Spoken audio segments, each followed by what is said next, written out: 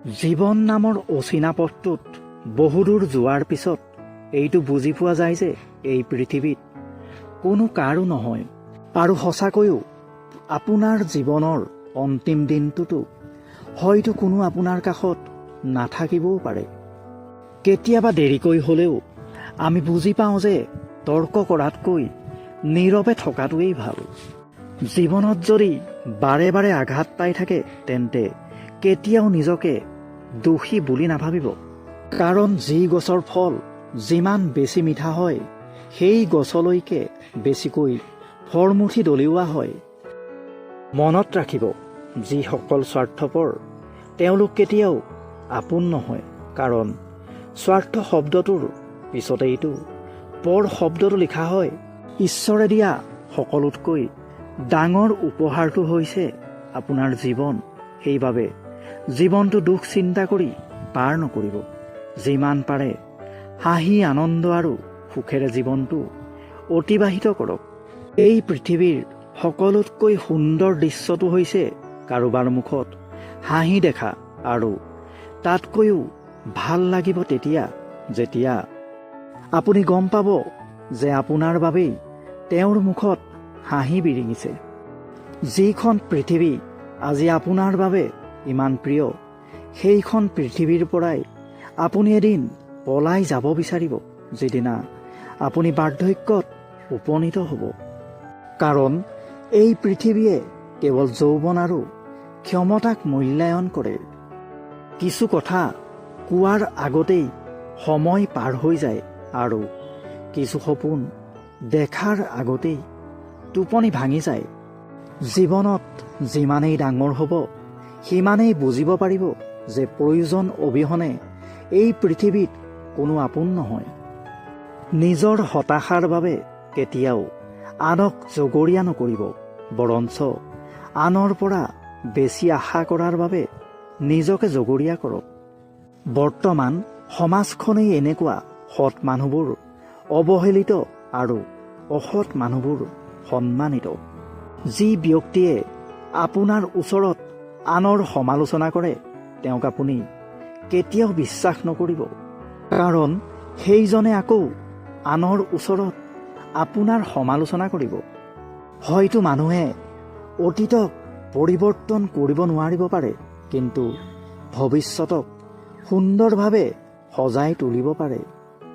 কেতিয়াও সৰু কাম কৰিবলৈ লাজ নকৰিব, কাৰণ মানুহে এই সৰু কামবোৰ নকৰাৰ বাবেই বহু ডাঙৰ কামো কৰিব নোৱাৰা হয়।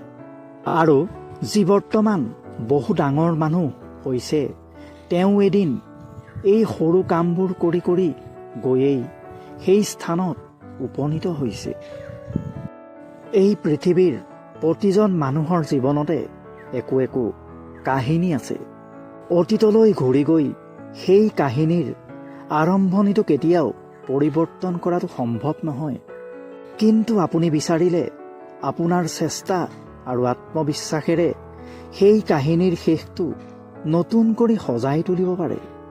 মনত ৰাখিব, জটিল পৰিস্থিতিয়ে আমাক যিমান কষ্ট দিয়ে তাতকৈও সেই পৰিস্থিতিয়ে আমাক অনেক শক্তিশালী কৰি তোলে। আপোনাক এটা অনুৰোধ কৰিছোঁ, আপুনি যি বস্তুটো সঁচাই মনৰ পৰা বিচাৰে, আপুনি জীৱনত যিটো কৰিব বিচাৰে তাৰ বাবে যিমান পাৰে সিমান কষ্ট কৰক। কেতিয়াও হাৰ মানি নল'ব। এইটো নিশ্চিত, এই সমাজে হয়তো আৰম্ভণিতে আপোনাক সহযোগিতা নকৰিব পাৰে, সংগ নিদিব পাৰে, কিন্তু শেষত এদিন আপোনাক এই সমাজখনেই প্ৰশংসা কৰিবলৈ নাপাহৰে। কাকো কেতিয়াও ভাল কি বেয়া কি বুজাবলৈ নাযাব, কাৰণ এনে কৰিলে তেওঁ আপোনাকহে ওলোটাই বেয়া পাব।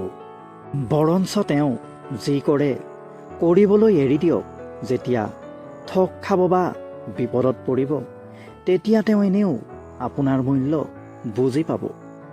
জীৱনত কিছু মানুহে সুখ দিয়ে, কিছু মানুহে শিক্ষা দিয়ে। মনত ৰাখিব, এই শিক্ষাও প্ৰয়োজন। কপাল তেওঁৰেই বেয়া হয় যি অলপতে কাৰোবাক বিশ্বাস কৰি লয়। এই পৃথিৱীত সপোনে কাৰোবাৰ জীৱনলৈ দুখ কঢ়িয়াই আনে আৰু আন কাৰোবাৰ জীৱনটোকে ধ্বংস কৰি দিয়ে। সেই বুলি এইটো নহয় যে আপুনি সপোন দেখা বাদ দিব, কাৰণ সপোন অবিহনে কোনো মানুহ হ'ব নোৱাৰে। বিশ্বাস অবিহনে যিকোনো সম্পৰ্কও মূল্যহীন। যিকোনো সম্পৰ্কতে বিশ্বাস থকাটো অতি জৰুৰী। কিছুমান মানুহৰ সৈতে কথা পাতি ভাল লাগে আৰু এনে কিছু মানুহ আছে যাৰ সৈতে কথা পাতি শান্তি লাগে। যাৰ সৈতে কথা পাতিলে শান্তি লাগে সেই মানুহজনেই স্পেচিয়েল।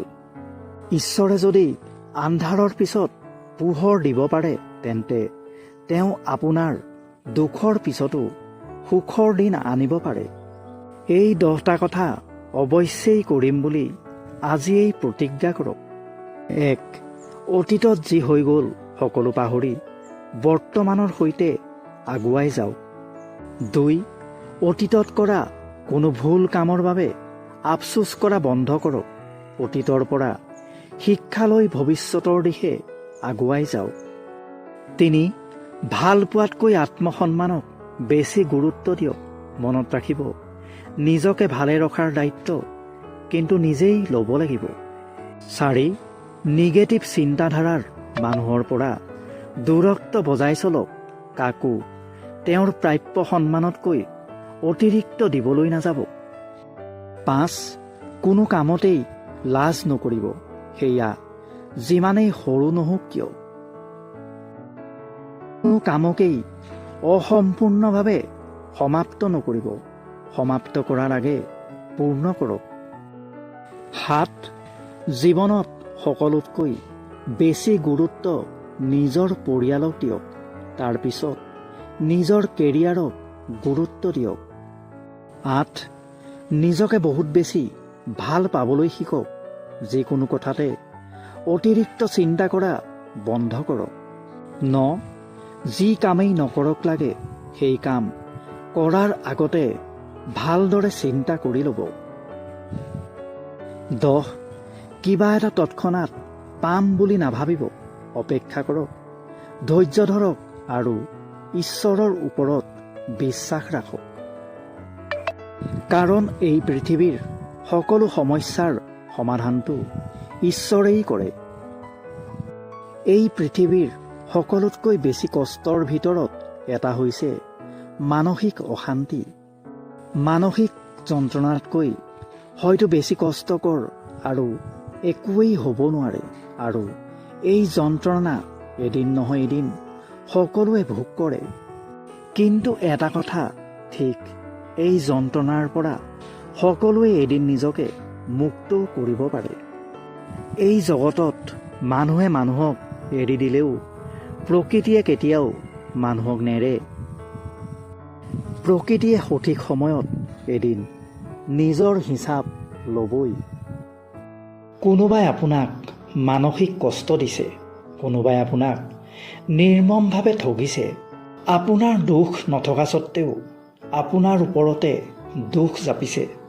আপোনাৰ দুৰ্বলতাখিনি জনাৰ পিছত তাৰ সুযোগ লৈছে। সুযোগ পালেই আপোনাক সৰু কৰাৰ চেষ্টা কৰিছে বা অপমান কৰিছে।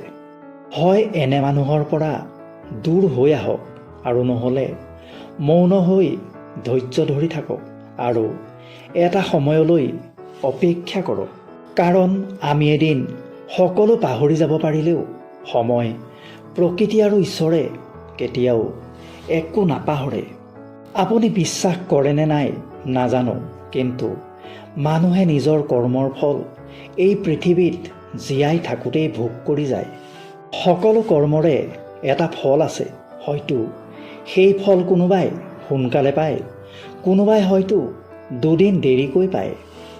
এটা কথা মনত ৰাখিব, কাৰোবাক কষ্ট দি অথবা কাৰোবাক ঠগি সঁচাই কোনো বেছি দিন ভালে থাকিব নোৱাৰে। জীৱনত ধৈৰ্য ধৰক, শান্ত থাকক, চিন্তা নকৰিব, কোনো ক্ষেত্ৰতে খৰখেদা নকৰিব। নিজৰ ওপৰত আৰু ঈশ্বৰৰ ওপৰত বিশ্বাস ৰাখক। যিয়েই নকৰক লাগে সকলো ভালেই হ'ব, সেইবাবে খৰখেদা কৰি কোনো লাভ নাই। এই জীৱনত সকলো এটা প্ৰক্ৰিয়াৰ মাজেৰে আগবাঢ়ি যায়। উদাহৰণ হিচাপে গছজোপাৰ কথাই ভাবক। সময় হ'লে ফলে ফুলে জাতিষ্কাৰ হয় আৰু সময় হ'লে জহি খহি মাটিত মিলি যায়। আৰু এটা কথাই ক'ম, জীৱনত যিয়েই নকৰক কিন্তু দুশ্চিন্তা কেতিয়াও নকৰিব। এই দুশ্চিন্তা পৃথিৱীৰ অনেক মানুহৰ ধ্বংসৰ কাৰণ হিচাপে চিহ্নিত হৈছে। দুশ্চিন্তা কৰি মৰম ভালপোৱা ধন সম্পত্তি একোৱেই বঢ়াব নোৱাৰি, বাঢ়ে কেৱল ব্লাড প্ৰেছাৰ। এই সময় এদিন পৰিৱৰ্তন হৈ যাব বুলি আপুনি নাভাবে নেকি? কিয় নাভাবে? আপোনাৰ সুখৰ সময় পৰিৱৰ্তন হৈয়েইতো দুখৰ সময় আহিছে। গতিকে দুখৰ সময় পৰিৱৰ্তন হৈ কিয় সুখৰ সময় নাহিব বুলি ভাবিছে? দিন শেষ হ'লেওতো ৰাতি আহিবই আৰু ৰাতি শেষ হ'লেওতো দিন আহিবই। গতিকে কিয় আপোনাৰ এই সময় পৰিৱৰ্তন নহ'ব বুলি ভাবিছে? এই পৃথিৱীৰ সকলো বস্তুৰ দৰে সময়ো পৰিৱৰ্তনশীল হয়। বিশ্বাস ৰাখক, ধৈৰ্য ধৰক, অপেক্ষা কৰক। জানো এই পৃথিৱীৰ সকলোতকৈ কঠিন কাম হৈছে অপেক্ষা কৰা, ধৈৰ্য ধৰা। কিন্তু মনত ৰাখিব, এই পৃথিৱীৰ সকলোতকৈ ডাঙৰ ডাঙৰ উপহাৰ কিন্তু ধৈৰ্যৰ বলতেই মানুহে লাভ কৰে। বিশ্বাস ৰাখক নিজৰ ওপৰত আৰু আপোনাৰ সৃষ্টিকৰ্তাৰ ওপৰত। সকলো সময়ৰ ওপৰত এৰি দিয়ক। সকলো আপোনাক সময়ে ঠিক কৰি দিব। সকলো আগৰ দৰেই হৈ উঠিব। সকলো নিজৰ মতে হৈ যাব। হয়, সকলো নিজৰ মতে হৈ যাব।